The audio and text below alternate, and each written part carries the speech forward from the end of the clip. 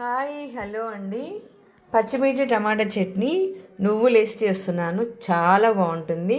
పచ్చిమిర్చి టమాటా చట్నీ మామూలుగా కూడా చేసుకోవచ్చు. ఆ విధంగా కూడా చాలా టేస్టీగా ఉంటుంది.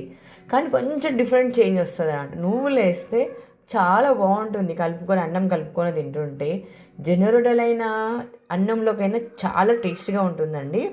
మీరు కూడా ట్రై చేయండి. ఇక్కడ నేను లైట్గా నువ్వులు ఎంపేస్తున్నాను. నువ్వులు లైట్గా ఎంపేసి మిక్సీలో వేసేసుకున్నాను. ఇక్కడ పచ్చిమిర్చి వేస్తున్నాను. పచ్చిమిర్చి కూడా లైట్గా ఆయిల్ వేసి లైట్గా ఫ్రై చేస్తున్నాను. ఆయిల్ వేసి లైట్గా ఫ్రై చేసినాయి కదండి. ఇది సిమ్లో పెట్టి చాలా అంటే మంచిగా అది పచ్చిమిర్చి అనేది బాగా మగ్గే వరకు అది ఫ్రై చేస్తూ ఉండాలి. ఫ్రై అయిన తర్వాత ఇవి కూడా మిక్సీలో వేసేసుకోవాలి.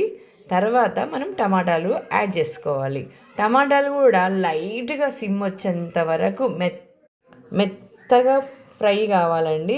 అవి మన టమాటా ముట్టుకుంటే స్మూత్గా ఉండేటట్లు, అది చాలా స్మూత్గా ఉండేటట్లు ఫ్రై అయితే అది పచ్చిమిర్చి టమాటా చట్నీ చాలా చాలా టేస్టీగా ఉంటుంది. అయితే టమాటా ఫ్రై అవుతున్నప్పుడే కొంచెం మనం ఎల్లిపాయలు జీలకర్ర వేసి అది కూడా లైట్గా ఫ్రై కావాలి.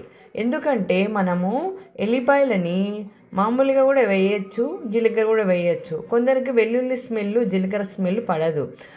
అలాంటప్పుడు మనకు అలాంటి స్మెల్ రాకుండా ఉండాలంటే ఈ టమాటాలు మగ్గుతున్నప్పుడే ఫ్రై అవుతున్నప్పుడే ఆ వెల్లుల్లి జీలకర్ర కూడా దీంట్లో ఫ్రై అవుతున్నాయి కాబట్టి ఎలాంటి స్మెల్ లేకుండా చాలా టేస్టీగా ఉంటుందండి. ఆ తర్వాత కొంచెం సాల్ట్ వేసి మిక్సీ పట్టుకుంటే ఆ చట్నీ వేడి అన్నంలో వేసుకొని తింటే ఉంటుంది. చాలా చాలా బాగుంటుందండి. మనం విలేజ్లో ఉన్నప్పుడు చిన్నప్పుడు మరి టమాటా పచ్చిమిరపకాయల చట్నీ నువ్వులు వేసి చేసి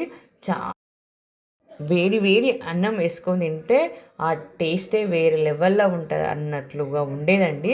అప్పట్లో రోళ్ళనే మనం రుబ్బుకునే వాళ్ళము. ఇప్పుడు మిక్సీలో వేసుకొని చేస్తున్నాం. కానీ మిక్సీలో వేసుకొని చేయడం కంటే రోల్లో వేసుకొని చేసుకుంటే రుబ్బుకుంటే ఆ టేస్ట్ అనేది అమోఘంగా ఉంటుందండి.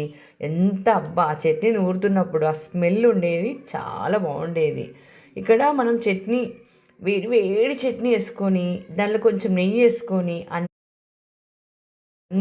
వేడన్నంలోకి వేసుకొని తింటే ఉంటుందండి. అద్భుతం అంటే అద్భుతం. అసలు అంత అద్భుతంగా ఉంటుందంటే చట్నీ అయినా సరే ఒక ఆమ్లెట్ పక్కన పెట్టుకొని తింటే ఆమ్లెట్ చట్నీ కాంబినేషన్ ఎక్సలెంట్గా ఉంటుందండి.